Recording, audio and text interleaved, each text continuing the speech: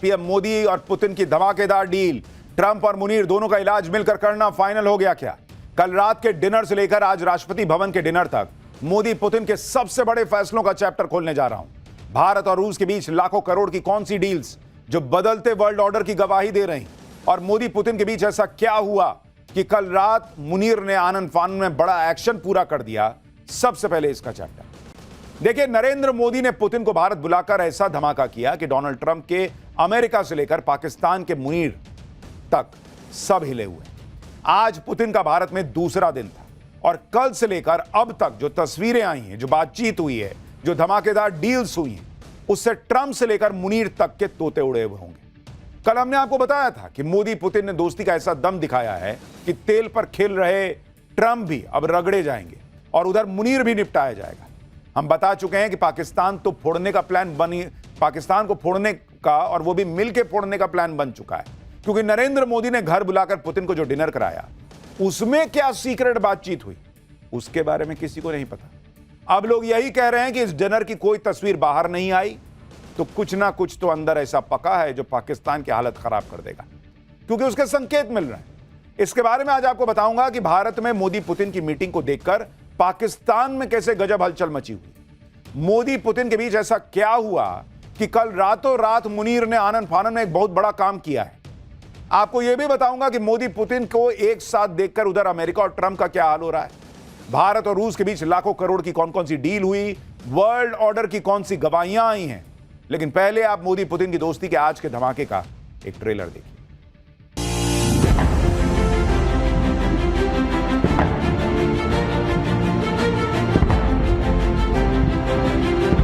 राष्ट्रपति पुतिन का स्वागत करते हुए मुझे बहुत खुशी हो रही है। उनकी यात्रा ऐसे समय हो रही है जब हमारे द्विपक्षीय संबंध कई ऐतिहासिक माइलस्टोन के दौर से गुजर रहे हैं।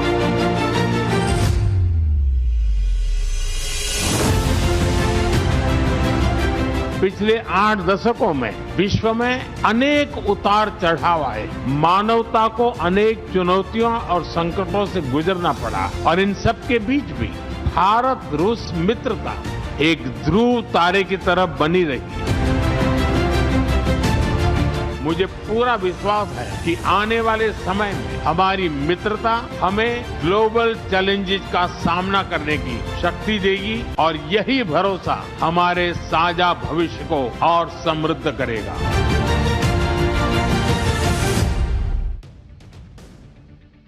नरेंद्र मोदी और व्लादिमीर पुतिन के बीच कौन सी धमाकेदार डील्स हुई हैं जिससे ट्रंप और मुनीर दोनों का इलाज मिलकर करना फाइनल हो गया है, इसके बारे में आगे बताऊंगा।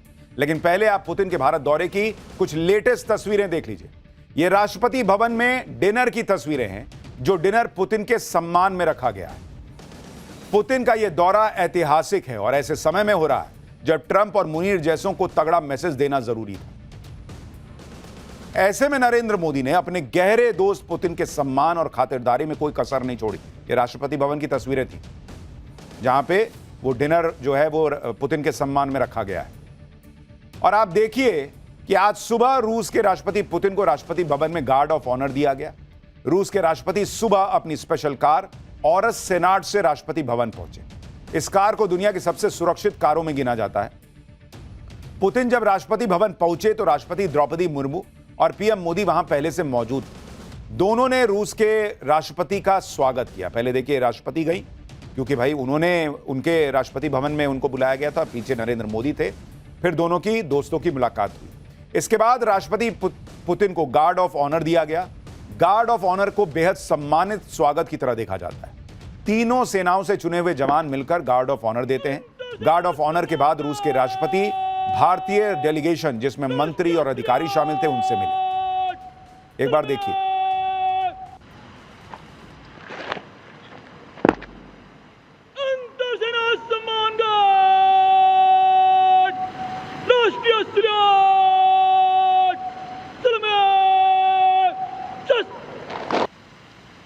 श्रीमान अंतर सेना सम्मान गार्ड निरीक्षण के लिए हजरत। तो ये गार्ड ऑफ ऑनर की तस्वीरें थी। उसके बाद पुतिन को पूरे मंत्रिमंडल से मिलाया गया। राष्ट्रपति द्रौपदी मुर्मू और पीएम मोदी भी राष्ट्रपति पुतिन के साथ आए रूसी डेलीगेशन से मिले। पुतिन का भारत आना और इस तरह से मोदी के साथ गहरी दोस्ती का खुला ऐलान करना, यह साफ मैसेज ट्रंप को है, जो दुनिया को अपने इशारे पर नचाना चाहते हैं। ट्रंप सोचते थे कि अरे जैसे मुनीर मेरे तलवे चाटता रहता है, वो शहबाज आकर गिरा रहता है, बाकी भी ऐसे ही करेंगे। वो भूल गए कि यह नरेंद्र मोदी का नया भारत है। यह किसी से ऑर्डर लेता नहीं है बॉस, यह अपने हिसाब से चलता है और वर्ल्ड ऑर्डर सेट करता है। कल से लेकर आज तक मोदी पुतिन की जो तस्वीरें दिखी हैं, उसे देखकर ही ट्रंप के पैरों के नीचे से जमीन खिसक रही होगी कि भाई इसको तो हम थोड़ा धमकाने चले थे, ये भाई तो अलग रोले में। क्योंकि मोदी और पुतिन मिलकर वर्ल्ड ऑर्डर बदल रहे हैं। आज जब पुतिन महात्मा गांधी को श्रद्धांजलि देने राजघाट गए तो वहां भी इसी का जिक्र किया। पुतिन ने राजघाट पर महात्मा गांधी की समाधि पर पुष्प अर्पित किए और राजघाट की विजिटर बुक में राष्ट्रपति पुतिन ने लिखा कि महात्मा गांधी ने असल में उस नए ज्यादा न्यायपूर्ण वर्ल्ड ऑर्डर का अंदाजा लगाया था जो अभी बन रहा है। यह वही सिद्धांत और मूल्य है जिनका रूस और भारत आज इंटरनेशनल स्टेज पर सम्मान करते हैं और सहयोग करते हैं। यानी पुतिन ने क्लियर मैसेज दे दिया कि नया वर्ल्ड ऑर्डर बन रहा है। यह अमेरिका, यूरोपीय देश, इनका अपना हिसाब चला है बहुत सालों साल कि हम जैसा बोलेंगे वैसा चलेगा। आज की डेट में नरेंद्र मोदी, व्लादिमीर पुतिन और अब तो चीन भी साथ आने की बातें हैं, और जब तस्वीरें दिखी हैं तो ये देश जो है ना, ये मिलकर वर्ल्ड ऑर्डर सेट कर रहे हैं कि बॉस हेलो, तुम डिक्टेट ना करना हमको। दुनिया की उथल पुथल के बीच पुतिन का भारत आना और पुतिन का न्यू वर्ल्ड ऑर्डर का जिक्र करना एक बड़ा मैसेज है। पुतिन ने एक तरह से यह संदेश दे दिया है कि अब दुनिया बदल रही है, न्यू वर्ल्ड ऑर्डर भारत और रूस लीड करने जा रहे हैं। पुतिन ने न्यू वर्ल्ड ऑर्डर की बात इसलिए भी की क्योंकि मोदी और पुतिन की जोड़ी वो जोड़ी है जो ना यूरोप का लोड ले रही है, ना अमेरिका का लोड ले रही है। आप देखिए, रूस से तेल खरीदने को लेकर डोनाल्ड ट्रंप ने भाई सब बवाल ही काट दिया, भारत पर 50% टैरिफ तक लगा दिया। लेकिन आज पीएम मोदी और पुतिन ने जब ज्वाइंट प्रेस कॉन्फ्रेंस की तो वहां भी पुतिन ने कच्चे तेल को लेकर बड़ी बात कह दी। राष्ट्रपति पुतिन ने कहा कि रूस ऑयल, गैस और कोयले के मामले में एक भरोसेमंद सप्लायर है। हम सबसे तेजी से बढ़ती भारतीय अर्थव्यवस्था को फ्यूल की सप्लाई बिना रुकावट के जारी रखने के लिए तैयार है। यानी वहां भाई उनको पता है कि ट्रंप सुन रहे हैं, दुनिया सुन रही है, यूरोप सुन रहा है, जो चाहते थे कि भाई पुतिन यहां ना आए। लेकिन जो ट्रंप कह रहे थे कि तेल ना खरीदो, यहां भारत की धरती पर खड़े होकर ऐलान हो रहा है कि तेल खरीदेंगे, तेल देंगे, जाओ जो करना कर लो। राष्ट्रपति पुतिन ने यह भरोसा तब दिया है जब अमेरिका ने रूस की ऑयल कंपनियों पर प्रतिबंध लगा दिया है।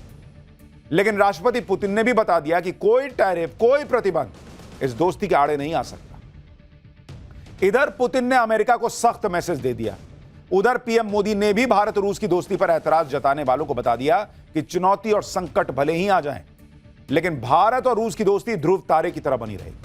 अमेरिका और यूरोप इसी बात से चिढ़ते हैं कि यूक्रेन युद्ध की वजह से भारत को रूस से दूरी बना लेनी चाहिए, उससे डील नहीं करनी चाहिए थी। लेकिन पीएम मोदी ने डंके की चोट पर कह दिया कि यह दोस्ती तो ऐसे ही चलेगी। सुनिए जरा। पिछले 8 दशकों में विश्व में अनेक उतार चढ़ाव आए हैं। मानवता को अनेक चुनौतियों और संकटों से गुजरना पड़ा है, और इन सब के बीच भी भारत रूस मित्रता एक ध्रुव तारे की तरह बनी रही है। परस्पर सम्मान और गहरे विश्वास पर टिके ये संबंध समय की हर कसौटी पर हमेशा खरे उतरे हैं। आज हमने इस नींव को और मजबूत करने के लिए सहयोग के सभी पहलुओं पर चर्चा की। पीएम मोदी का यह मैसेज अमेरिका और उन पश्चिमी देशों के लिए है जो पुतिन को वॉर क्रिमिनल बताकर भारत पर प्रेशर डालते हैं। वो ये नहीं बताते कि पुतिन ने क्या कहा था। पुतिन को अगर आप थोड़ा और पीछे चले जाइए, रूस यूक्रेन युद्ध शुरू होने के पहले पुतिन ने क्या कहा था यूक्रेन से? इतना ही कहा था ना कि तुम नेटो में मत जाओ। भाई आप किसी से कह रहे हैं कि हम और तुम्हारे करीब आते जाएंगे और तुम्हारे करीब आते जाएंगे, वहां हम हथियार खड़ा कर देंगे, ये कर देंगे, वो कर देंगे, और दूसरे से उम्मीद करेंगे वो बैठा रहेगा चुपचाप, और उसके बाद उसको वॉर क्रिमिनल बताइएगा। इस दौरे पर भारत और रूस की पक्की दोस्ती के साथ साथ पीएम मोदी और पुतिन की पर्सनल केमिस्ट्री भी दिखी। और रूस के राष्ट्रपति तो लगातार पीएम मोदी की तारीफ करते चले जा रहे थे, ऐसी तारीफ जो भारत में बहुत से लोगों को चुभेगी। पुतिन ने पीएम मोदी की तारीफ करते हुए कहा कि भारत खुशकिस्मत है कि उसके पास मोदी है। ये पुतिन कह रहे हैं भाई कि भारत की खुशनसीबी है, भारत के लोगों की खुशनसीबी है कि उनको मोदी जैसा नेता मिला हुआ है, क्योंकि मोदी किसी के दबाव में नहीं आते। पुतिन ने भारत को ग्रेट पावर बताया और कहा कि भारत की तरक्की कई देशों को चुभ रही है, भारत अपनी इंडिपेंडेंट पॉलिसी पर चलता है। देखिए, चाइना जो है ना, वो आज की डेट में अमेरिका और चाइना दो बहुत बड़ी इकोनॉमी है। अगर चाइना रूस के साथ जो है वो दोस्ती करता है तो एक बार के लिए आप समझ सकते हैं कि भाई इतनी बड़ी इकोनॉमी है, वो लड़ रहा है अमेरिका से। भारत जो है वो विकासशील राष्ट्र है, और ऐसे में जब दुनिया ट्रंप के सामने सरेंडर कर रही है, यूरोपीय देशों के सामने झुक रही है, नरेंद्र मोदी का स्टैंड लेना कि नहीं छोड़ेंगे भाई दोस्ती, ये उन्हें दुनिया में सबसे मजबूत सोच वाले लीडर्स में से टॉप पर खड़ा करता और भारत को ये सोच दिखाता कि भारत कैसे मजबूती से खड़ा है। पीएम मोदी ने भी राष्ट्रपति पुतिन की जमकर तारीफ की। यह बताया कि कैसे पुतिन ने 25 साल में अपने विजन से भारत और रूस के संबंधों को मजबूत किया। इशारों इशारों में पीएम मोदी ने ट्रंप को लपेट भी दिया कि मजबूत संबंध कैसे बनाए जाते हैं, यह भारत रूस से सीखना चाहिए। सुनिए पीएम मोदी ने क्या कहा। आपकी यात्रा बहुत ही ऐतिहासिक है। 2001 में जब आपने कार्यभार संभाला और भारत की आपकी यात्रा पहली हुई, उसको आज 25 साल हो गए, और उस पहली यात्रा में ही स्ट्रेटेजिक पार्टनरशिप की एक मजबूत नींव रखी गई थी। मेरे लिए पर्सनली भी खुशी की बात है कि आपके साथ मेरे परिचय को और संबंधों को उसको भी 25 साल हो गए हैं। एक्सेलेंसी, मैं मानता हूं कि ये जो 2001 में आपने जो भूमिका अदा की, एक विजनरी लीडर कैसे सोचता है, कहां से शुरू करता है और संबंधों को कहां तक पहुंचा सकता है, इसका एक उत्तम उदाहरण भारत रशिया के संबंध है। यह भारत और रूस की पक्की दोस्ती ही है जो ट्रंप के 50% टैरिफ पर भारी पड़ रही है। पुतिन तो भारत पर टैरिफ को लेकर अमेरिका से भिड़ भी गए भाई। अमेरिका के डबल स्टैंडर्ड को एक्सपोज करते हुए पुतिन ने कहा था कि एक तरफ अमेरिका हमसे यूरेनियम खरीदता है, दूसरी तरफ भारत को तेल खरीदने से रोकता है। जब अमेरिका को हमसे फ्यूल खरीदने का अधिकार है तो फिर भारत को क्यों नहीं है भाई। पुतिन ने कहा कि वो इस मामले को देख रहे हैं और इस पर वो सीधे ट्रंप से चर्चा भी करेंगे। यानी भारत के लिए राष्ट्रपति पुतिन सीधे ट्रंप से भिड़ गए। डोनाल्ड ट्रंप और चीन को झटका देते हुए आज मोदी और पुतिन ने बड़ी बड़ी डील्स भी साइन कर दिया। भारत रूस के बीच 19 समझौते हुए हैं। दोनों नेताओं ने साल 2030 तक का आर्थिक रोड मैप तैयार कर दिया है। भारत रूस के व्यापार को $65 बिलियन से $100 बिलियन तक ले जाने का टारगेट सेट कर दिया गया है। यह भी तय हुआ है कि दोनों देश यूरेशियन इकोनॉमिक यूनियन के साथ फ्री ट्रेड एग्रीमेंट को जल्द से जल्द पूरा करेंगे। इससे भारत को नया बाजार मिलेगा, ट्रंप के टैरिफ का असर और कम होगा। को प्रोडक्शन मॉडल को बढ़ाने के लिए भारत और रूस की कंपनियां मिलकर रूस में यूरिया प्लांट लगाएंगी। इससे खाद्य सुरक्षा और सप्लाई चेन को मजबूती मिलेगी। रूस में दोनों देश मिलकर फार्मास्यूटिकल फैक्ट्री भी लगाएंगे। चिकित्सा विज्ञान और स्वास्थ्य सेवा में सहयोग को बढ़ावा देने के लिए भी समझौता हुआ। बंदरगाह और शिपिंग समेत समुद्री लॉजिस्टिक्स में सहयोग मजबूत करने को लेकर भी समझौता हुआ। रूस ने भारत को छोटे न्यूक्लियर रिएक्टर्स का भी ऑफर दिया है, जिससे भारत की ऊर्जा जरूरतें पूरी हों। रूस कुडरकुलम में भारत का सबसे बड़ा न्यूक्लियर पावर प्लांट बना रहा है।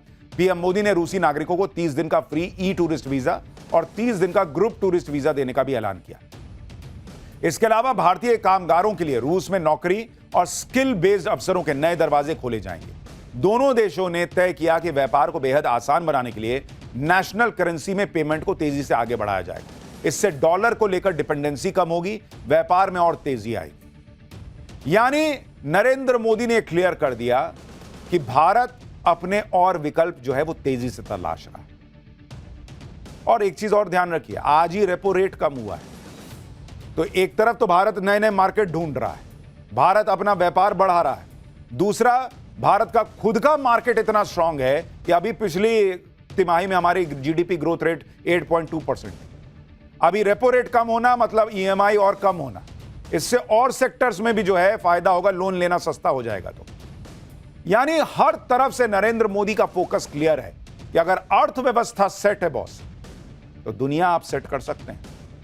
भारत और रूस का व्यापार बढ़ने से अमेरिका तो परेशान होगा ही, साथ में चीन की भी टेंशन बढ़ जाएगी, क्योंकि अभी तो रूस चीन से बहुत ज्यादा सामान खरीदता है, लेकिन जब भारत और रूस का व्यापार बढ़ेगा तो चीन के व्यापार पर कैंची चलेगी, चीन पर रूस की निर्भरता कम होगी। डील के साथ साथ दोस्ती को बढ़ाने के लिए पीएम मोदी ने पुतिन को खास तोहफे भी दिए।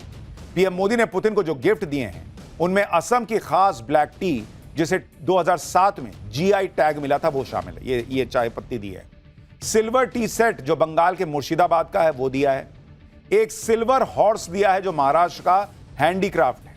एक मार्बल चेस सेट दिया है जो आगरा का बना हुआ है। तो कैसे अपने विरोधियों को शहमात देनी है वो भी पुतिन ट्राई कर सकते हैं।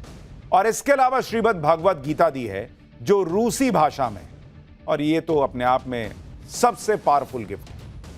एक तरफ मोदी पुतिन मिलकर ट्रंप का इलाज कर रहे हैं, दूसरी तरफ पाकिस्तान का भी फाइनल इलाज कर देने की तैयारी। और इससे पाकिस्तान इतना अलबलाया हुआ है कि कल रात जब पीएम मोदी और पुतिन एक साथ वहां डिनर कर रहे थे, पाकिस्तान में जबरदस्त हलचल मची हुई। इधर डिनर के टेबल पर मोदी और पुतिन की बातचीत चल रही थी, उधर पाकिस्तान में ऐसी खलबली मची कि उसी वक्त मुनीर के काम का एक ऑर्डर जारी हो गया। ऐसा ऑर्डर जिसका इंतजार मुनीर को कई दिनों से था। मुनीर को लेकर पाकिस्तान में वो फैसला हो गया जो कई दिनों से अटका हुआ था, जिसे लेकर पाकिस्तान में भी अटकलें चल रही थी। यानी पाकिस्तान खौफ में था भाई कि मोदी पुतिन खाने के टेबल पे ही कहीं मिलकर ठोकने का प्लान फाइनल ना कर दे। तो आनन फानन में पाकिस्तान में कल फैसले हुए। मोदी और पुतिन की जोड़ी कहीं एक साथ मिलकर पाकिस्तान को फोड़ ना दे, इसी डर के आगे कल पाकिस्तान के पीएम शहबाज शरीफ ने मुनीर के सामने सरेंडर कर दिया और एक झटके में सारी ताकत मुनीर के हाथ में उठा के दे दी। कल रात पाकिस्तान के राष्ट्रपति आसिफ अली जरदारी ने मुनीर से जुड़े सबसे बड़े ऑर्डर पर साइन कर दिया, जिसके बाद आसिफ मुनीर पाकिस्तान का पहला चीफ ऑफ डिफेंस फोर्सेस यानी सीडीएफ बन गया है। सीडीएफ के पद पर आसिफ मुनीर की नियुक्ति अगले 5 साल के लिए हुई है। इसके साथ ही मुनीर अपना पुराना पद चीफ ऑफ आर्मी स्टाफ भी जारी रखेगा, यानी मुनीर के पास अब एक साथ 2 पोस्ट है। पिछले महीने ही पाकिस्तान की संसद ने सीडीएफ की पोस्ट को क्रिएट किया था। युद्ध की स्थिति में तीनों सेनाओं में तालमेल और जल्द फैसले के लिए इस पोस्ट को बनाया गया है। अब आप सोचिए कि यह पोस्ट बना पिछले महीने, लेकिन कल रात मोदी और पुतिन क्या मिले, डिनर क्या करने लगे, भाई पाकिस्तान में हड़कंप मच गया। मुनीर को लगा कि कहीं रास्ते में कुछ ना हो जाए, तुरंत साइन कराया भाई कि जल्दी जल्दी करो, अभी साइन करो, मुझे दो पावर सारी। असीम मुनीर को साल 2025 में रिटायर होना था, लेकिन पहले सेना प्रमुख के तौर पर उसका कार्यकाल बढ़ा। ऑपरेशन सिंदूर के बाद उसे फील्ड मार्शल बना दिया गया और अब तो मुनीर पाकिस्तान के मिलिट्री पावर का सेंटर बन चुका है। मुनीर के हाथ में जितनी ताकत है उतनी पाकिस्तान के किसी जनरल के पास आज तक नहीं रही। सीडीएफ बनने के बाद मुनीर पाकिस्तान की सेना, वायुसेना और नौसेना का शीर्ष कमांडर बन गया है कल रात से। सीडीएफ की पोस्ट बनाने के लिए जो संशोधन किया गया उसमें यह भी प्रावधान है कि जिंदगी भर मुनीर पर कोई कोर्ट केस नहीं चल सकता। दावा है कि यह इम्यूनिटी पाकिस्तान में राष्ट्रपति से भी ज्यादा मजबूत है। सीडीएफ तीनों सैन्य सेवाओं के साथ साथ नेशनल स्ट्रैटेजिक कमांड की भी निगरानी करेगा और यही कमांड पाकिस्तान के परमाणु हथियारों और मिसाइल प्रणालियों का प्रबंधन करती है। यानी मुनीर के पास परमाणु हथियारों का कंट्रोल आ गया है, न्यूक्लियर बटन अब सीधे उसके पास है। यानी कुल मिलाकर पाकिस्तान सत्ता का केंद्र लोकतंत्र से हटकर मिलिट्री की तरफ शिफ्ट हो गया कल रात में। यह है नरेंद्र मोदी और पुतिन की मीटिंग का पावर बॉस। एकदम अलबलाया हुआ है पाकिस्तान। मुनीर को लेकर पाकिस्तान में आनन फानन में बड़े फैसले की टाइमिंग सीधे सीधे मोदी और पुतिन की मुलाकात से जुड़ती है। पाकिस्तान में मुनीर को लेकर यह फैसला इसलिए भी हो गया क्योंकि पुतिन के दौरे के पहले ही रूस ने पाकिस्तान को वार्निंग दे दी थी कि अगर मुनीर कुछ 3-5 करेगा तो सजा भुगतनी हो। यानी रूस ने पहले ही क्लियर कर दिया कि वो पाकिस्तान को सबक सिखाने के मामले में नरेंद्र मोदी के साथ खड़ा है, भारत के साथ खड़ा है। और पीएम मोदी तो पाकिस्तान को फोड़ने के लिए ऑल टाइम रेडी हैं। पीएम मोदी ने आज भी पुतिन के सामने साथ ज्वाइंट प्रेस कॉन्फ्रेंस में फिर आतंकवाद का जिक्र कर दिया। पुतिन के सामने पीएम मोदी ने पाकिस्तान के आतंकवाद को लेकर क्या कहा, सुनिए एक बार। आतंकवाद के विरुद्ध लड़ाई में भारत और रूस ने लंबे समय से कंधे से कंधा मिलाकर सहयोग किया है। पहलगाम में हुआ आतंकी हमला हो या क्रोकस सिटी हॉल पर किया गया कायरतापूर्ण आघात, इन सभी घटनाओं की जड़ एक ही है। भारत का अटल विश्वास है कि आतंकवाद मानवता के मूल्यों पर सीधा प्रहार है और इसके विरुद्ध वैश्विक एकता ही हमारी सबसे बड़ी ताकत है। आतंकवाद पर पीएम मोदी की नीति जीरो टॉलरेंस की है। जिस तरह अमेरिका के टैरिफ के खिलाफ पुतिन मोदी के साथ खड़े हैं, उसी तरह उन्होंने आतंकवाद के खिलाफ लड़ाई में भी भारत का साथ देने का ऐलान कर दिया। राष्ट्रपति पुतिन ने कहा कि आतंकवाद के खिलाफ लड़ाई में रूस पूरी तरह भारत के साथ है। भारत के साथ अब वो व्यवहार नहीं किया जा सकता जो दशकों पहले किया जाता था। इसीलिए मुनीर अलबल आया हुआ है भाई। भारत को लेकर पुतिन के इसी रुख से पाकिस्तान में हड़कंप मचा है। पाकिस्तान में लोग कह रहे हैं कि भारत और रूस मिलकर जो चाहे अब वो कर सकते हैं। मोदी और पुतिन की जोड़ी पाकिस्तान को मिलकर फोड़ दे, इसका न्योता खुद पाकिस्तान दे रहा है। वहां मुनीर के शय पर आतंकी रैली कर रहे हैं। जैश के आतंकी वहां रैली कर धर्म के नाम पर भड़काने में लगे। वहां पाकिस्तान में फिर जिहाद करने के लिए भड़काया जा रहा है। मुनीर को सीडीएफ बनाने के बाद शहबाज शरीफ की मुश्किलें हालांकि कम होने के बजाय बढ़ती जा रही हैं। एक तरफ उनके ही देश में विरोध हो रहा है, तो अब अमेरिका में भी मुनीर के विरोध में आवाज उठने लगी है। अमेरिका के 40 से ज्यादा सांसदों ने पाकिस्तान में जनता पर किए जा रहे अत्याचारों के खिलाफ आवाज उठाई। इन सांसदों ने अमेरिकी विदेश मंत्री मार्को रूबियो को एक चिट्ठी लिखी है और इस चिट्ठी में कहा गया है कि असीम मुनीर के नियंत्रण वाली पाकिस्तानी सरकार खुलकर दमनकारी नीतियां अपना रही है। सैन्य शासन को चुनौती देने वाली हर आवाज खत्म की जा रही है, जिसमें कुछ आला अधिकारी भी शामिल हैं। बलूचिस्तान में पाकिस्तानी सेना का जुल्म बढ़ गया है। महिलाएं और धार्मिक अल्पसंख्यक हिंसा का सामना कर रहे हैं। अमेरिकी सांसदों ने मांग की है कि आसिम मुनीर जैसे लोगों के खिलाफ वीजा प्रतिबंध और संपत्ति जब्ती जैसे कदम उठाए जाएं। अमेरिकी सांसद कह रहे हैं कि पाकिस्तान के प्रधानमंत्री और आर्मी चीफ मुनीर की अमेरिका में एंट्री बंद कर दो। यानी पाकिस्तान चौतरफा घिरा हुआ है और अब मोदी और पुतिन के बीच जो डील्स हुई हैं, बॉस खेला तो हो गए। लेकिन पाकिस्तान में कोहराम मचे उसकी बात हम बात करेंगे। भारत में जो कोहराम मचा है, अगला चैप्टर पाठशाला में 2000 फ्लाइट कैंसिल, लाखों यात्री भयंकर फंस गए। इंडिगो के सबसे बड़े पाप की असल वजह क्या निकली? हंगामा, गुस्सा, छटपटाहट। लाखों यात्रियों से सिर्फ माफी मांगने वाले इंडिगो पर बड़ा एक्शन होने वाला है क्या? क्या इंडिगो के फ्लाइट्स कैंसिल हुए या जानबूझकर कराए गए? क्या इंडिगो पर लगते गंभीर आरोपों का चैप्टर अब खोलने जा रहा हूं और कब से कैंसिल होनी बंद हो जाएगी इंडिगो की फ्लाइट्स, क्या बड़ी खबर आई है, यह भी बताने जा रहा हूं। प्राइवेट एयरलाइंस ने इस देश में हवाई सफर को क्या मजाक समझ लिया है क्या? 4-4 दिन से लोग परेशान हैं। एयरपोर्ट्स पर हजारों लोग फंसे हुए हैं। रेलवे स्टेशन, बस अड्डे में भी वैसा हाल अब नहीं होता जैसा 4 दिन से देश के कई एयरपोर्ट्स में दिख रहा है। एयरपोर्ट्स को रेलवे स्टेशन जैसा बनाकर छोड़ दिया गया। लेकिन आप एयरलाइन की बेशर्मी देखिए कि इंडिगो सॉरी बोल के काम चला रहा है।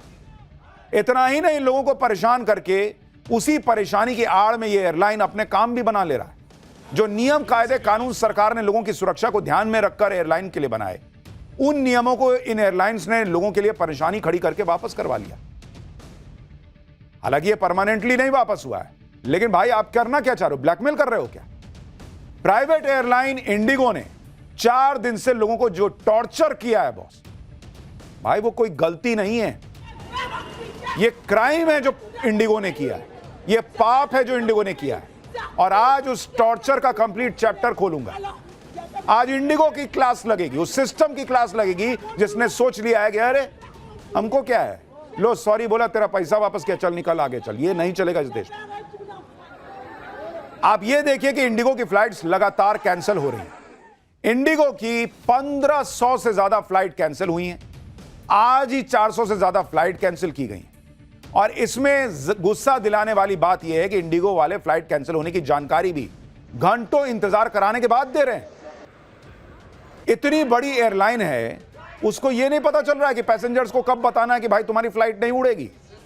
अगर तुम्हारे पास क्रू मेंबर्स की कमी है, तुमको वहां पे घंटों इंतजार कराने के बाद समझ में आ रहा है कि मेरे प्लेन नहीं जा पाएगा। बस चला रहे हो तुम कि लास्ट मिनट पे पता चला कि मेरा ड्राइवर खलासी नहीं आ रहा है। क्या कर रहे हो तुम? पहले नहीं बता सकते? तुमको समझ में नहीं आ रहा कि तुम्हारे पास क्रू नहीं है, इस फलाने फ्लाइट की पहले ही बता दें, लोग घर से नहीं निकलेंगे। उधर पैसेंजर्स परेशान हुए जा रहे हैं। भाई इंडिगो की वजह से कोई अपनी शादी में नहीं जा पाया, कोई अपने पिता की अस्थियां विसर्जित नहीं कर पाया, कोई अपने बेटे की डेड बॉडी लेने नहीं जा पाया। एयरपोर्ट पर पैसेंजर्स को खाने पीने का सामान नहीं मिल रहा। पीरियड से परेशान लड़कियों को सैनिटरी पैड नहीं दे रहे ये लोग। सैकड़ों लोगों ने एयरपोर्ट पर जमीन पर सोकर रात गुजारी, हजारों लोगों का सामान कूड़े की तरह एयरपोर्ट पर फैला हुआ है, और इंडिगो का सीईओ क्या कह रहा है आपको पता है? कि सॉरी, मेरे से गलती हो गई। तुम्हारा सॉरी का क्या करेगा ये लोग जो फंसे हुए हैं? और तुम्हारे इंडिगो के सीईओ के सॉरी की ढेला भर की वैल्यू नहीं है, क्योंकि ये कोई अचानक हुई घटना नहीं है। 2 साल पहले ऑर्डर आया था जो करना था, और तुमने किया नहीं। तुमको पता था ये सब होगा, और अब तुम सॉरी बोल रहे हो। क्या ये सब इसलिए किया गया जिससे लोग बुकिंग ना कैंसिल करें? कि भाई पहले बताओ ही नहीं, पहले बता देंगे तो पहले कैंसिल हो जाएगा। लटकाए रहो, जो जो होता होगा, पॉसिबल होगा, जिस प्लेन को उड़ा देंगे उसका तो पैसा नहीं वापस करना पड़ेगा। तुमको पब्लिक की परेशानी से कोई मतलब नहीं है, अपना पैसा दिख रहा है। भले ही लोग घंटों एयरपोर्ट पर पड़े हुए हैं। इंडिगो को चिंता थी कि मेरा नुकसान नहीं होना चाहिए बॉस। क्या इंडिगो को लगता है कि इनकी चालाकी कोई समझ नहीं पा रहा है? और लास्ट में जब इतनी छीछा लेदर हो गई तो सॉरी बोल दिए। सॉरी बोलने से होगा? इसलिए ऐसी ऐसी अब ये सफाइयां दे रहे हैं कि पैसा वापस कर देंगे, सॉरी बोल देंगे। पैसा तुम क्या वापस करोगे? मेरा घंटों बर्बाद कर दिए। मेरा आगे मान लीजिए किसी का होटल बुक होगा, होटल कैंसिलेशन का पैसा नहीं आएगा, तुम दोगे? किसी की नौकरी छूट गई, तुम दोगे? उसका पैसा दोगे? इंडिगो 20 साल से एयरलाइन चला रही है। क्या उसको नहीं पता कि एयरलाइन कैसे चलती है? जिस नियम का हवाला देकर कहा जा रहा है कि उसकी वजह से फ्लाइट ऑपरेशन में दिक्कत आई, वो नियम तो बाकी एयरलाइनों पे भी लागू हुआ। उनकी फ्लाइट तो नहीं कैंसिल हुई। बाकी किसी एयरलाइन में तो इस तरह की दिक्कत नहीं आई जो इंडिगो में हो गई। और अब ये जो क्राइसिस इन्होंने आने जाने अनजाने क्रिएट किया है, उसकी वजह से टिकट के दाम अंधाधुंध बढ़ गए। आप देखिए, दिल्ली से मुंबई की फ्लाइट इतनी महंगी हो गई कि उतने पैसे में दिल्ली से लंदन का टिकट मिल जा रहा है भाई। यानी चाहे फ्लाइट कैंसिल हो या फिर किराया बढ़ना हो, हर जगह परेशान आम आदमी हो रहा है। आज आपको इस पूरे हंगामे की डिटेल बताऊंगा। क्या ये जानबूझकर तो नहीं हुआ, ये सवाल क्यों पूछा जा रहा है, ये भी बताऊंगा। इंडिगो की फ्लाइट्स कब से ठीक होंगी, सरकार इन पर क्या एक्शन लेने जा रही है, क्या इंडिगो डबल पैसा लौटाएगा इन लोगों का? जिस देश में अब आम आदमी भी ज्यादातर फ्लाइट से चलता है, उस देश के अंदर ऐसी तस्वीरें शायद ही किसी ने देखी होंगी। आप सोचिए, पिछले 4 दिन से देश के अलग अलग एयरपोर्ट्स पे हंगामा मचा हुआ, गदर कटा हुआ। इंडिगो की फ्लाइट कैंसिल होने से लोग परेशान हो रहे हैं। और आज जब यह संकट अपने चरम पर पहुंच गया, तो इंडिगो इस पूरे हंगामे पर एक बयान जारी करके लोगों की परेशानी को मान रहा है और सॉरी कह रहा है। तुमको 4 दिन लग गया यह समझने में कि तुमको सॉरी कहना है। इंडिगो का कहना है कि 5 दिसंबर से 15 दिसंबर के बीच कैंसिल हुई सभी उड़ानों का पूरा रिफंड यात्रियों को खुद ही वापस किया जाएगा। इसके लिए यात्रियों को कोई ऑफिशियली रिक्वेस्ट नहीं करना होगा। इंडिगो ने यह भी कहा कि इस दौरान टिकट कैंसिल करने या डेट बदलने पर कोई चार्ज नहीं लिया जाएगा। इसके साथ ही इंडिगो ने कहा कि डीजीसी और मंत्रालय के साथ मिलकर कल से धीरे धीरे संकट को दूर करने की कोशिश की जा रही। तुम यात्रियों का पैसा वापस करके और एहसान लाद रहे हो कि तुमने जैसे पैसा वापस करके बहुत बड़ा एहसान कर दिया है। तुमको तो सीधे सीधे पहले डबल ट्रिपल फाइन के तौर पर यात्री को देना चाहिए। जिसका समय बर्बाद हुआ है, जिसका क्या क्या नुकसान हुआ है, तुमको कुछ नहीं पता। और तुम आप कह रहे हो कि मैं पैसा वापस कर दूंगा, आप घर जाइए। ये क्या हिसाब हुआ बॉस? थोड़ी भी शर्म अगर इंडिगो को है तो उनको कम से कम डबल पैसा वापस करना चाहिए हर पैसेंजर को। और अगर वो नहीं करते हैं तो सरकार को हाथ पकड़ के कराना चाहिए कि करो, क्योंकि तुमसे जो गलती हुई है वो गलती की नहीं, वो पाप की श्रेणी में आता है, क्योंकि तुमको 2 साल से पता था कि ये सब हो जाएगा। इंडिगो एयरलाइन ने सॉरी तो बोल दिया, लेकिन आप देखिए कि फ्लाइट्स कैंसिल होने से पैसेंजर कितना परेशान हुए। उसकी आपको कुछ तस्वीरें दिखाता हूं। फ्लाइट कैंसिल होने के बीच इस वीडियो की बड़ी चर्चा हो रही है। एक पिता एयरपोर्ट काउंटर पर जाकर अपनी बेटी के लिए सैनिटरी पैड मांग रहा है। किसी की बच्ची को खून आ रहा है, इंडिगो वाले उसको एक सैनिटरी पैड नहीं दे पाए, और तुम कह रहे हो कि हम माफी मांगते हैं और पैसा देंगे। क्या इंडिगो को इतनी शर्म नहीं थी कि कम से कम बोलते कि सर रुकिए, मैं कहीं से अरेंज कराती हूं? वो यात्री तो बाहर नहीं निकल सकता था, अंदर आ गया था। तुम किसी को बोल के बाहर से नहीं मंगवा सकते थे? सीधा कह दिया कि ये तो हम नहीं कर सकते हैं। ये इंडिगो की इंसानियत है। और उसके बाद बोल रहे हैं सॉरी, हो गया सॉरी। ढेले भर की वैल्यू नहीं है इस सॉरी की। एक और तस्वीर देखिए। कोलकाता के जुम्मन है ये, जिनके भाई का निधन मुंबई के अस्पताल में हो गया। भाई की डेड बॉडी तो कोलकाता भेज दी गई, लेकिन इनको टिकट ही नहीं मिल रहा है। फ्लाइट कैंसिल हो रही है। इंडिगो के सीईओ साहब बताएं, इनका भाई मर गया, उसके अंतिम संस्कार में, उनके अंतिम यात्रा में ये नहीं पहुंच पा रहे हैं इंडिगो की वजह से। सॉरी से चल जाएगा? सुनिए एक बार। मेरा भाई गुजर गया है, कल टाटा हॉस्पिटल में गुजर गया था, तो उसको इंडिगो फ्लाइट में भेज दिया है। सुबह शाम को समझ लो 15 का टिकट है उसका, लेकिन हम लोग का टिकट नहीं मिल रहा है। बाहर हम लोग कोशिश कर रहे हैं टिकट का, एक टिकट का 36,000, 38,000, 40,000 भाव दिखा रहा है, लेकिन हम लोग गरीब आदमी है। देखो उसका माँ बाप बैठा हुआ है, उसका एक ही लौता बेटा था, दुनिया से गया है, अभी बेड बॉडी अलग जगह में पड़ा हुआ है, देख नहीं पा रहे हम लोग टिकट, बस अभी पता भी नहीं है बॉडी किधर है, लाइट भी नहीं मिल रहा, कब से हम लोग परेशान है, ये समझ में नहीं आ रहा है क्या करूं हम लोग। आप सोचिए बॉस, एक मां का बच्चा मर गया, पहले तो उस पर दुखों का पहाड़ यही है, और दूसरा वो उस बच्चे को देखने नहीं जा पा रही। क्यों? क्योंकि इंडिगो की वजह से बाकी एयरलाइन ने भी मौका देखा और अपनी कीमतें बढ़ा दी। सरकार से भी सवाल है कि यह आपदा में अवसर क्या एयरलाइंस के लिए है क्या, कि भाई उसकी नहीं उड़ रही, मेरे में आ रहे हो तो ज्यादा पैसा देके निकल लो। अभी आपको दिखाऊंगा ये लोग क्या किए हैं बाकी एयरलाइन वाले भी, ये भी कोई बहुत सुत्थर नहीं है।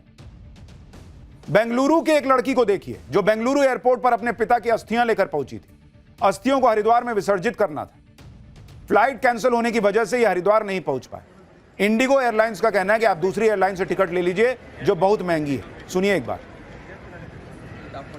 सर एक्चुअली मेरे डैड की अस्थियां है मेरे साथ, और मुझे यहाँ बेंगलोर से सबसे पहले दिल्ली जाना है, दिल्ली से फ्लाइट लेना है देहरादून से हम लोग हरिद्वार जाएंगे, विसर्जन करना है कल, बट इन्होंने सडनली फ्लाइट कैंसिल कर दिया। हमारे पास प्रायर नोटिफिकेशन कुछ भी नहीं भेजा इन लोगों ने, एंड अभी हमें ये फोर्स कर रहे हैं कि अगर आप, हमारे पास कोई फ्लाइट्स नहीं है आज के लिए, अगर आपको चाहिए तो आप दूसरी एयर इंडिया या कुछ और कीजिए। उनका फ्लाइट टिकट्स आज पर पर्सन 60,000 है, विच आई कैन नॉट अफोर्ड। मैं गवर्नमेंट से रिक्वेस्ट करना चाहती हूँ, प्लीज मुझे अभी तो कुछ अरेंज करके दीजिए, फ्लाइट अरेंज करके दीजिए, क्योंकि मैं जिस काम के लिए जा रही हूँ वो बहुत अर्जेंट काम है। मेरे डैड की अस्थियां है जिनको मुझे गंगा जी में विसर्जन करना है।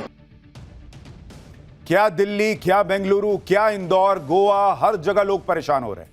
मुंबई की तस्वीर देखिए जहां फ्लाइट कैंसिल और देरी होने से नाइजीरिया की एक महिला ने जमकर हंगामा किया। यह महिला एयरपोर्ट पर इंक्वायरी काउंटर पर ही चढ़ गई, हंगामा करने लगी। मुंबई में ही एक महिला ने एयरपोर्ट पर अलग ही तरह का हंगामा किया। यह महिला सामान निकालकर फेंकने लगी। लोगों में इतना गुस्सा और बेबसी थी जो इस तरह से निकल रही थी। लोग किस तरह से भयंकर परेशान हुए और अब भी हो रहे हैं, और इसकी कई और तस्वीरें आपको दिखाऊंगा, एग्जैक्ट वजह भी बताऊंगा। क्यों आरोप लग रहा है कि इंडिगो ने जानबूझ के तो नहीं किया, ये सवाल क्यों पूछे जा रहे हैं ये भी बताऊंगा। लेकिन आप इंडिगो का रवैया देखिए। इंडिगो की फ्लाइट्स कैंसिल होने और देरी से हजारों लोग परेशान हुए, और बहुत जल्द ये उम्मीद नहीं है कि ये चीजें सुधरेंगी। कब सुधरेंगी आगे बताऊंगा। लेकिन इंडिगो के सीईओ ने क्या कहा कि आज 1000 से ज्यादा उड़ानें कैंसिल की गई, कल भी असर रहेगा, लेकिन कल से कैंसिलेशन 1000 से कम हो जाएगा। हो बड़ा एहसान किए कि 1000 से कम कैंसिल होगा। हालात सामान्य होने में कुछ समय लगेगा। 10 से 15 दिसंबर तक ऑपरेशन सामान्य होने की उम्मीद है। जिनकी फ्लाइट कैंसिल हुई है उन्हें एयरपोर्ट आने की जरूरत नहीं है। विमानों में तकनीकी खराबी के चलते इंडिगो प्लेन ग्राउंडेड है। इंडिगो के सिस्टम सॉफ्टवेयर में तकनीकी दिक्कतें आ रही हैं। सिस्टम को रिबूट करके ठीक किया जा रहा है। कल भी सिस्टम रिबूट किया जाएगा। यानी इंडिगो के मुताबिक आने वाले कुछ दिनों तक यह समस्या बनी रहेगी। इंडिगो इसे दूर करने की कोशिश कर रहा है और उसमें भी समय लगेगा। इंडिगो ने यह बात तब कही जब सरकार के एक्शन का डर दिखने लगा। तुम्हारे सिस्टम में प्रॉब्लम थी या रोस्टर को लेकर सरकारी जो आदेश था उससे दिक्कत थी, तुमने पहले क्यों नहीं बताया कि यह सब हो रहा है? क्योंकि इंडिगो की धड़ाधड़ कैंसिल हुई फ्लाइट से लोगों को हो रही परेशानी को देखते हुए सिविल एविएशन मिनिस्ट्री ने इसकी जांच के आदेश दे दिए। मंत्रालय की तरफ से कहा गया कि भारत सरकार ने इंडिगो सर्विस में रुकावट की हाई लेवल जांच कराने का फैसला किया है। जांच में यह देखा जाएगा कि इंडिगो में क्या गलत हुआ। जहां भी जरूरी होगा सही कार्रवाई के लिए जवाबदेही तय की जाएगी और भविष्य में ऐसी रुकावटों को रोकने के लिए उपाय सुझाए जाएंगे ताकि यात्रियों को फिर से ऐसी मुश्किलों का सामना न करना पड़े। यानी जब दिख गया कि सरकार तो अब जांच करने जा रही है तो सीईओ साहब माफी मांगने आए। यार ये सिस्टम में प्रॉब्लम है। इंडिगो की लापरवाही और खराब मैनेजमेंट साफ साफ दिख गई और इस पर तगड़ा एक्शन होना चाहिए बॉस, क्योंकि आप देखिए कि आम लोग हों या वीआईपी सब परेशान हो रहे हैं। इंडिगो ने अच्छी खासी चीचा लेदर देश की भी करवा दी। सिंगापुर के हाई कमिश्नर एस वोंग ने सोशल मीडिया पर अपनी परेशानी साझा करते हुए कहा कि इंडिगो के हजारों यात्रियों की तरह मैं भी फंसा रहा और इस वजह से अपने सहयोगी की शादी में नहीं जा पाया, उसके लिए माफी मांगता हूं। इसी तरह से कई लोग अपने रिश्तेदारों की शादियों में नहीं जा पाए। इंडिगो के सीईओ की माफी से देश की जो छीछा लेदर हुई है वो ठीक हो जाएगा। सुनिए क्या बता रहे हैं लोग। हम लोग तो बारात में जा रहे हैं, 7 आदमी हैं, अमृतसर से बठिंडा जाने वाले थे, कल का मैरिज है। ये लोग को कुछ किसी का कुछ सोचते नहीं। मेरी खुद की शादी है। अच्छा, तो खुद की शादी? हाँ, मेरी खुद की शादी है। अभी उन्होंने तो ऐसे बोल दिया कि आएगी फ्लाइट। हमारा था कि अगर पहले से बता दो कि नहीं होने वाली तो हम दूसरा कोई ऑल्टरनेटिव सोचे। अभी नहीं, हमारे पास ट्रेन है, नहीं कोई फ्लाइट। बहुत सारे का इंटरव्यू था, मेरा खुद का कल इंटरव्यू है, अभी वो कैसे मैनेज करेंगे? और पूरा स्कैम जैसा ही है। पब्लिक कह रही है कि इंडिगो ने जो किया है वो स्कैम जैसा है। मुर्दाबाद के नारे लग रहे हैं इंडिगो मुर्दाबाद के। इंडिगो की वजह से देश के अलग अलग शहरों में एयरपोर्ट पर अव्यवस्था और हंगामे की स्थिति बनी रही। फ्लाइट कैंसिल होने से एयरपोर्ट और रेलवे स्टेशन में अंतर ही नहीं रह गया। अब आप ये तस्वीरें देखिए जो लखनऊ एयरपोर्ट की हैं, चारों तरफ लोग ही लोग दिख रहे हैं। इंक्वायरी काउंटर पर यात्रियों की भीड़ लगी है। ऐसा नजारा अक्सर रेलवे स्टेशन पर कई बार दिख जाता है पर्व त्योहार के समय, लेकिन इंडिगो की वजह से एयरपोर्ट भी रेलवे स्टेशन जैसा दिखने लगा। फ्लाइट कैंसिल होना पहली बार नहीं हो रहा, इससे पहले भी फ्लाइट्स कैंसिल होती रही हैं, लेकिन इतने बड़े लेवल पर पहली बार फ्लाइट कैंसिल हुई है, ऐसा मिसमैनेजमेंट हुआ है, वो भी पैसेंजर्स को एयरपोर्ट पर पहुंचने के बाद पता चल रहा है। इस वजह से एयरपोर्ट पर पैसेंजर्स का सामान कूड़े की तरफ बिखरा हुआ दिख रहा है। ये पुणे एयरपोर्ट की तस्वीरें हैं जहां यात्री फ्लाइट बोर्ड करने के लिए आए थे, सामान जमा करवा दिया, लेकिन बाद में फ्लाइट कैंसिल हो गई। इंडिगो वालों को सामान लेते वक्त भी नहीं पता था कि यह प्लेन नहीं उड़ पाएगा। बेवकूफ समझते हैं ये लोग पब्लिक को। ऐसी ही तस्वीर कई एयरपोर्ट से आई है। पैसेंजर्स इंडिगो के कर्मचारियों से सवाल पूछ रहे हैं तो उनके पास कोई जवाब ही नहीं है। कर्मचारी क्या बताएगा बेचारा, जब ऊपर से मैनेजमेंट कुछ कर ही नहीं रहा है। उसको दिख रहा है कि पहले कैंसिल बता दिया घरे बैठे बैठे तो भाई पैसा वापस करना पड़ेगा, और अब जब सरकार बोल रही है कि जांच करेंगे तो करें ना, हम सबका पैसा वापस कर देंगे। देखिए, इंडिगो की वजह से मचे इस बवाल का असर यह हुआ कि फ्लाइट्स की तरह उसके टिकट्स के दाम भी आसमान छूने लगे। सोशल मीडिया पर लोग कमेंट्स कर रहे हैं कि दिल्ली से मुंबई की फ्लाइट का टिकट इतना ज्यादा हो चुका है कि इतने में तो लोग लंदन और दुबई चले जाएंगे।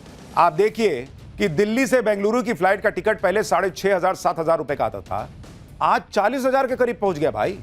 दिल्ली से मुंबई की फ्लाइट का टिकट पहले 5,800 से 6,500 के बीच का आता था, अब 25,000 का बेचने लगे दूसरे एयरलाइन। दिल्ली से चेन्नई की फ्लाइट का टिकट पहले 6 से 7,000 का था, अब 41,000 का मिल रहा है। मैंने कहा ना, दूसरे एयरलाइन भी कोई बहुत सुत्थर नहीं है, सरकार को इंटरवीन करना चाहिए कि तुम कैसे ले रहे हो जी 41,000। दिल्ली से अहमदाबाद की फ्लाइट का टिकट पहले 3,500 से 4,500 रुपए था, अब 31,000 का है। जबकि आप इतने खर्चे में लंदन, दुबई, बाली की फ्लाइट का टिकट ले सकते हैं। दिल्ली से लंदन 33,000 रुपए का टिकट आ जाता है, दिल्ली से दुबई 25,000 का, दिल्ली से बाली 23,000 का। सवाल डीजीसीए से है कि आपदा में अवसर कैसे बना लेंगे बॉस दूसरे एयरलाइंस। एक तो डीजीसीए से भी सवाल है कि इंडिगो अगर इतनी बड़ी संख्या में फ्लाइट चलाता है और वो अगर मान लीजिए क्रू उसके नहीं है, ये नहीं है, वो नहीं है, 10 चीज जो भी है, आपने पहले, आपके अधिकारियों ने पहले क्यों नहीं देखा? और अब जब दूसरे एयरलाइन जो है वो कीमत 5 गुना 6 गुना बढ़ा रहे हैं, कौन रोकेगा भाई? आप ही ना रोकिएगा। एक सवाल यह भी उठ रहा है कि क्या इंडिगो ने जानबूझ के तो संकट खड़ा नहीं किया? क्योंकि इस क्राइसिस के बीच आज डीजीसीए यानी directorate general of civil aviation ने क्रू ड्यूटी से जुड़े नियमों में कुछ ढील दी। अपने नए ऑर्डर में डीजीसीए ने कहा कि वीकली रेस्ट और दूसरी छुट्टियों को अलग अलग मानने का प्रावधान फिलहाल वापस ले लिया गया है। डीजीसीए ने 1 नवंबर से पायलट्स और दूसरे क्रू मेंबर्स के काम से जुड़े फ्लाइट ड्यूटी टाइम लिमिटेशन का दूसरा फेज लागू किया था। एफडीटीएल के दूसरे फेज के नियमों में एयरलाइन कंपनियों के लिए पायलट्स को हफ्ते में 48 घंटे आराम और 2 दिन का वीकली रेस्ट देना अनिवार्य था। इस दौरान किसी छुट्टी को वीकली रेस्ट गिनने पर रोक लगा दी गई थी। डीजीसीए ने पायलट्स और अन्य क्रू मेंबर्स के लगातार नाइट शिफ्ट पर पाबंदी लगा दी थी। यह नियम पायलट्स और अन्य क्रू की थकान को कम करने के लिए बनाया गया। इसी नियम को बताकर इंडिगो ने ऑपरेशन में दिक्कतें आने की बात कही थी। इंडिगो का दावा है कि इस नियम की वजह से पायलट और क्रू स्टाफ की कमी हो गई और पूरा ऑपरेशन प्रभावित हो गया। अब जब यह नियम अभी के लिए वापस हो गया तो एक तरह से लोगों की परेशानी की आड़ में इंडिगो ने अपना काम बनवा लिया। अब कह रहा है कि हम फरवरी 2026 तक कर देंगे। यह आदेश कि ऐसा करना होगा जनवरी 2024 में आया था, रोल आउट 2025 में हुआ। 2 साल इंडिगो सोया रहा, तब तुमने क्रू मेंबर नहीं बढ़ाए, तब तुमने पायलट नहीं बढ़ाए। अब जब डीजीसीए एक्शन की बात कर रहा है तो तुमसे 2 महीने में हो जाएगा। तो जब 2 महीने में हो सकता था तो 2 साल क्यों सोए रहे तुम? और इसीलिए इंडिगो के सीईओ के सॉरी की कोई वैल्यू नहीं है, क्योंकि आपने जो किया है वो क्राइम की कैटेगरी में आता है, क्योंकि आपने अपना काम नहीं किया 2 साल में। और इसलिए इंडिगो संकट खत्म करने के नाम पर डीजीसीए की तरफ से दी गई छूट पर एयरलाइंस पायलट एसोसिएशन ने आपत्ति जताई। एसोसिएशन का कहना है कि एफडीटीएल यानी फ्लाइट ड्यूटी टाइम लिमिटेशन नियम में इंडिगो को सिलेक्टिव छूट देना सेफ नहीं है। यह सिर्फ व्यवसायिक फायदे के लिए दी गई है। एफडीटीएल के नियम केवल मानव जीवन की सुरक्षा के लिए बनाए गए हैं और इनमें किसी भी तरह की ढील से पायलट्स की जान खतरे में पड़ सकती है और यह डीजीसीए के साथ हुए पिछले समझौतों के भी खिलाफ है। पायलट एसोसिएशन का आरोप है कि यात्री असुविधा के नाम पर इंडिगो राहत चाह रहा है, जबकि डीजीसीए के नए नियमों को लागू होने की जानकारी होने के बावजूद उसने जानबूझकर अपने विंटर ऑपरेशंस बढ़ाए।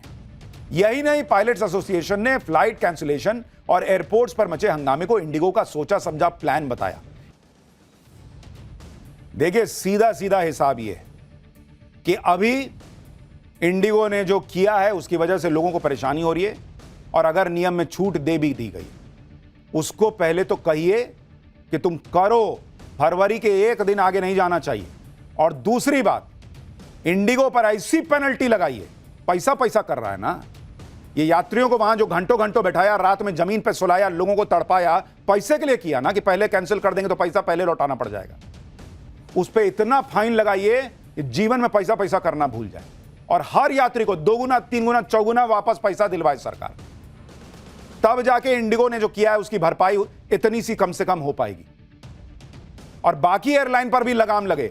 ये क्या है बॉस कि उसकी फ्लाइट नहीं जा रही है तो हम 50,000 में ले जाएंगे, 6,000 की चीज 50,000 में बिक रही, आओ ले लो, क्यों? खैर, पाठशाला में अब अगला चैप्टर। शादी के लिए पहुंचे बाबा बागेश्वर, साथ में कुमार विश्वास। सबसे जबरदस्त तस्वीरें कौन सी आई? नाच गाना, जबर खाना। बाबा बागेश्वर उस शादी का चैप्टर जो आपको भी हैरान कर देगा।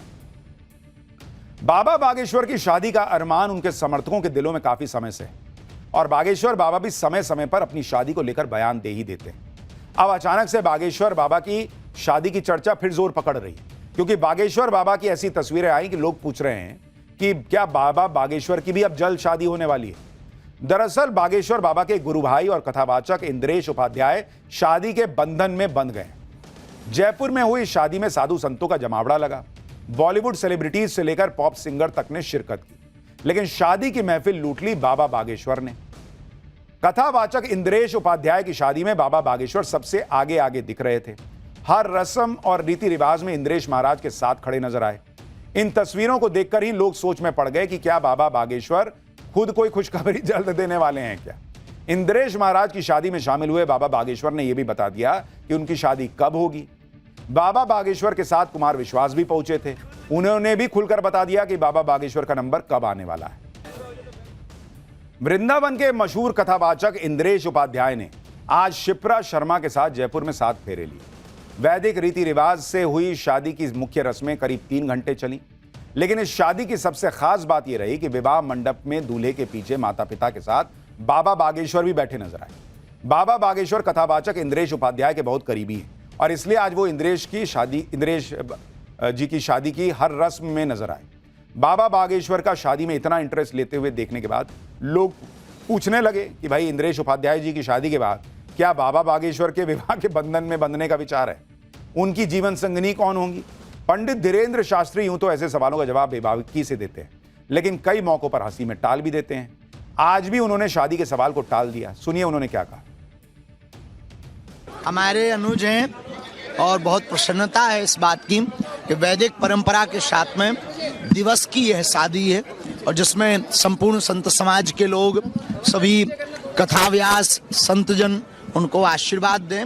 और हम यही आज भगवान से मंगल कामना कर रहे हैं कि जयपुर की भूमि है, वीरों की भूमि है और वीरों की भूमि में यह अभूतपूर्व कार्य होने जा रहा है। हम उनको शुभकामना देने, हमारे साथ में ज्येष्ठ भ्राताश्री युग कवि डॉक्टर कुमार विश्वास जी भी हैं और हम सब जाग रहे हैं, उनको वरवधू को आशीर्वाद देंगे। भारत में जहाँ जहाँ बुलाया जाएगा हम जाएंगे, हम देशद्रोही थोड़ी हैं, सनातन के कार्य करने वाले हैं, हर जगह जाएंगे। पश्चिम बंगाल भी हमारा है।